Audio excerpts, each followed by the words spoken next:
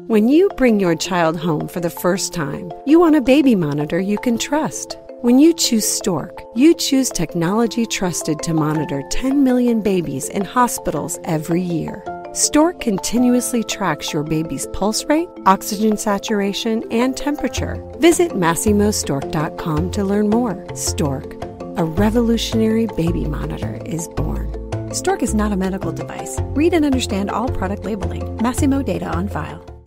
Moms and dads, I bet you can relate to this email.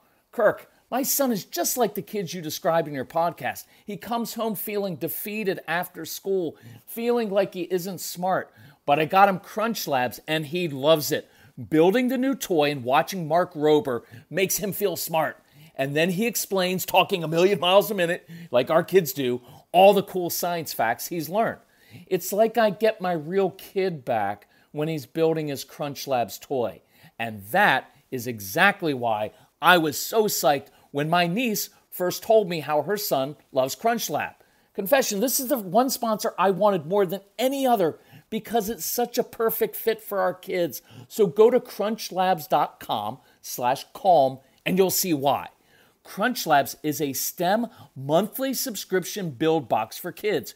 Your kids get a really fun toy in the mail every month. And what kid doesn't love that? And then they put it together by watching a step-by-step video from former NASA engineer Mark Rober, where he teaches all the cool physics that make the toy work. Mark's passion is helping kids think like engineers. And this helps your kids develop resilience and problem-solving skills while having a ton of fun. Get your kids something they will actually love, use, and look forward to getting all throughout the coming year. Build your child's confidence now. Visit crunchlabs.com/calm and get your kids Crunch Labs today. So I get it. You've got a child who does things sometimes in weird ways, annoying ways, frustrating ways, sometimes even the wrong way. And you project into the future and you think if this child can't do simple things the right way, they're going to be rejected by society. Who's going to hire them? Who's going to marry them? I'm going to be a failure as a parent. Shouldn't I be doing more? What are other people going to think about me as a parent? Right? That's all very normal. And then what happens is you get on that child continually. And you find yourself spending most of your time trying to correct and fix that child and everything that they do, and it backfires on you. And you get more and more power struggles, and you get more and more frustrated. It doesn't work. So how do you handle this? That's what we're going to talk about today on this episode of the Calm Parenting Podcast. So welcome, this is Kirk Martin, founder of Celebrate Calm. You can find us at Celebrate Calm. If you need help, reach out to our son who was frustrating and annoying and sometimes defiant and talk back. Everything that your kids are very particular, very sensory, had to wear just the right clothes, same thing, hoodie, sweatshirt, 18 days in a row, needed things to be just so. You couldn't play a board game with him because he'd cheat or change the rules of the game, right, or quit like your kids do. So he understands your kids because he was pretty much your child. But now he's a 28-year-old young man who's highly disciplined, very motivated, very conscientious, follows through just fine, doesn't really have focus issues when he's motivated, and he'll help you. So tell us about your family. What's going on? How old are your kids? We'll give you insight and strategies, some ideas.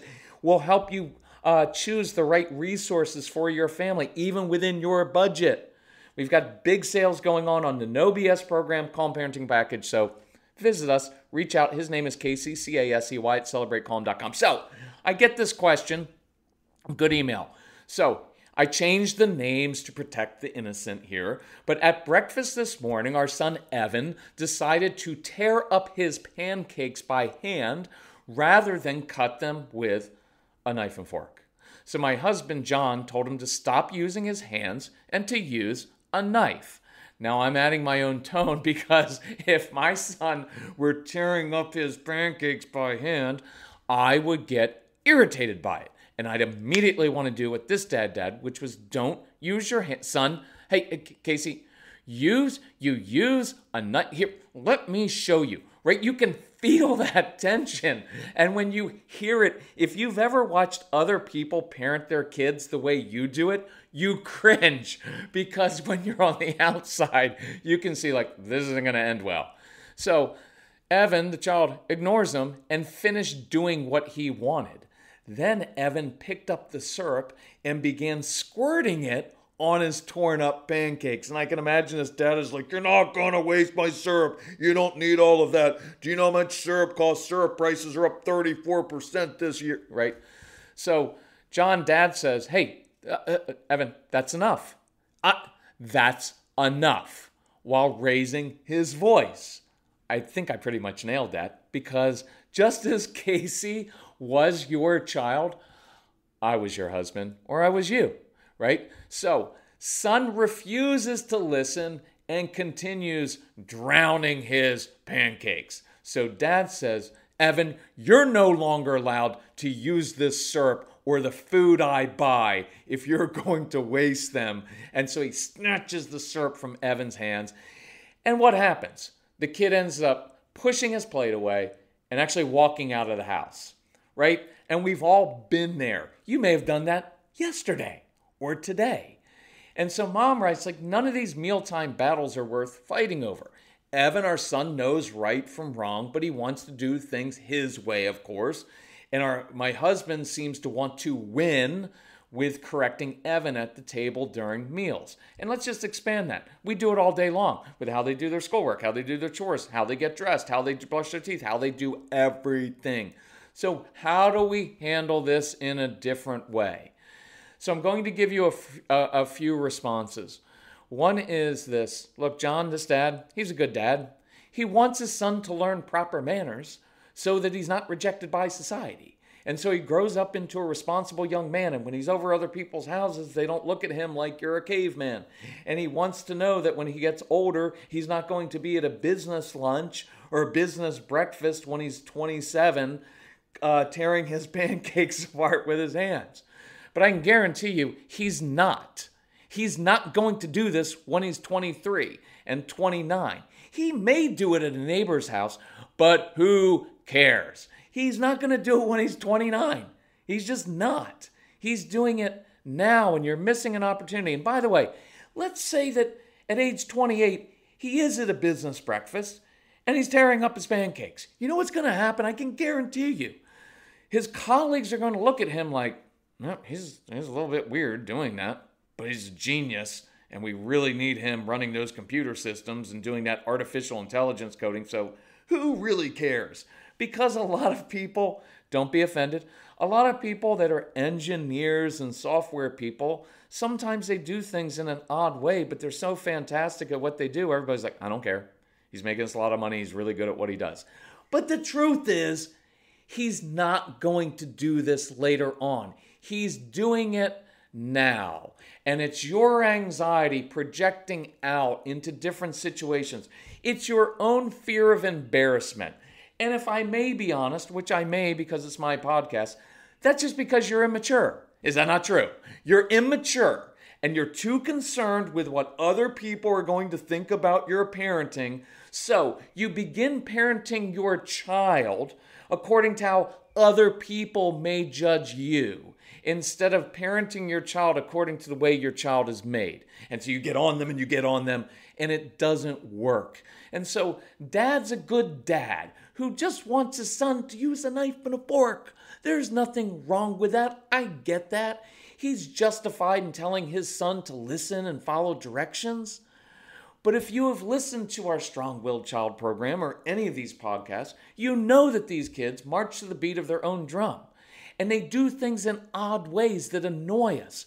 But they aren't morally wrong, and the child's motives aren't bad. He simply likes eating his pancakes in a different way.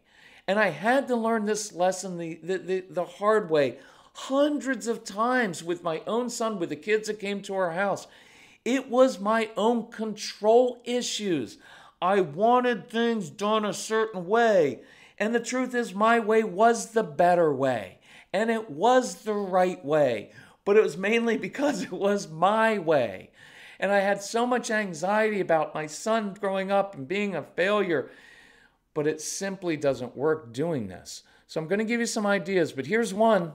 Here's what I want dad to do next time. And this is a huge opportunity.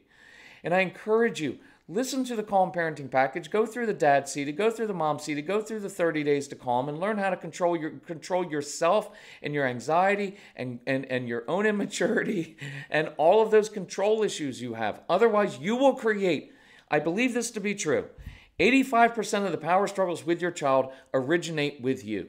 There's no blame and no guilt. It's not that it's your fault.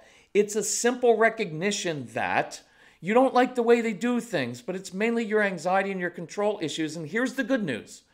Because the only person you can control in life is yourself, you now have a lot of power. Because if 85% of power struggles originate with stuff within you, your own perfectionism, all your own issues, that means you can control 85% of them by simply controlling yourself.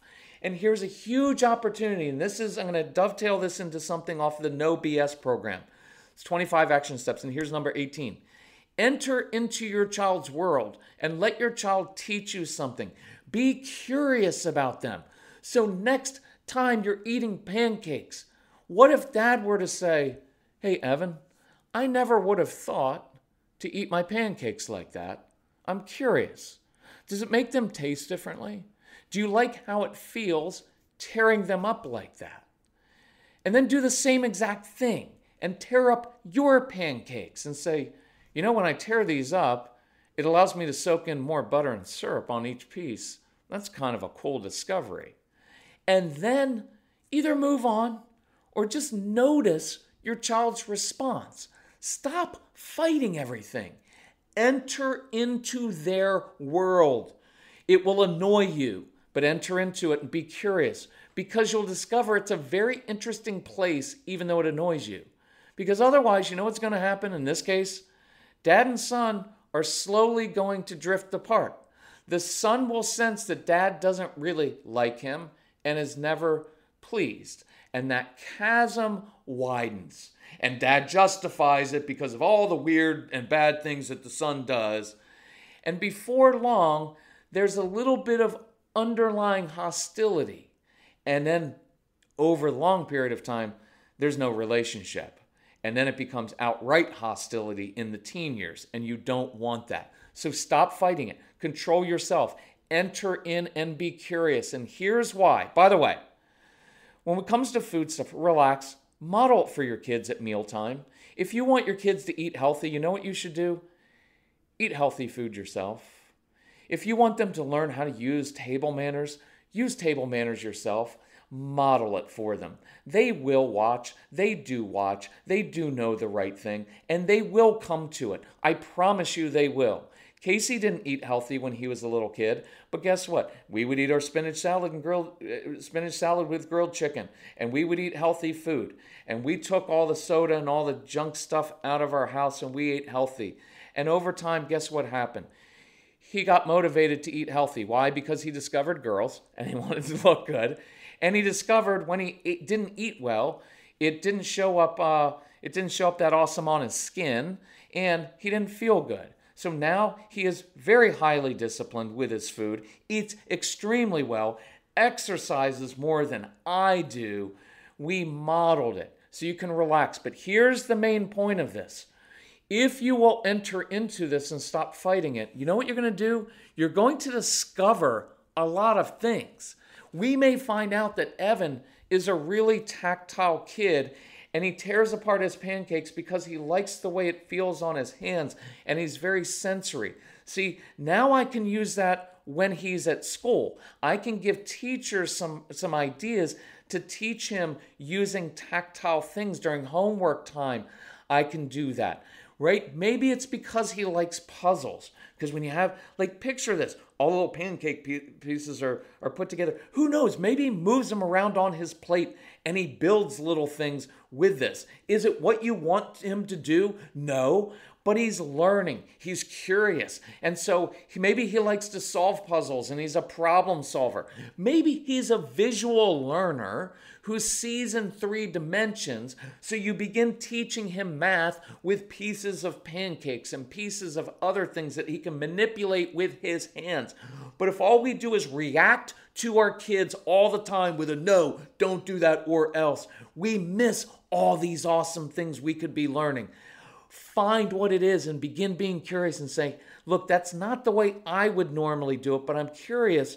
What do you get out of that? Why are you doing that? And then do it yourself and say, oh, I can see. So you like laying upside down off the sofa. I think I'll do that too. Oh, now I see the whole room looks different this way. And you begin doing that with your kids, and you will learn so many things about them that you will learn how to motivate them better. You will learn how to get them to exercise. You will learn how to teach them better because you're seeing how their brains work. Now, I'm not going to do the longer version. In fact, I'm not going to do this at all because I feel like I've talked long enough about this. But here's your goal this week. This is your mission this week. Enter into your child's world. Let them teach you something. Let your child teach you something about puzzles, about electronics, about how they do certain things, how they eat. Relax a little bit, enjoy the child, be curious, enter in. And one of the best ways you can ever motivate and bond with a strong-willed child is to actually be interested in what they're interested in how they do it, even if it's not the right way, and let them teach you something. Because in the course of teaching, they learn more and it builds their confidence. If you don't have it, I would definitely go through the No BS program. It's 25 action steps. We show you how to do this. It's very concise. Dads really like it. Moms like it too. But it's very, very concrete. And if you want help with the whole package, you get everything, or get the Calm Parenting package. They're on sale right now. It's way cheaper than therapy and way better. And you'll build a relationship with your child that you enjoy the rest of your life and motivate them and be able to discipline them, and they will listen to you. We love you. If we can help you, reach out. Casey, C-A-S-E-Y @celebratecalm.com. Talk to you later. Bye-bye.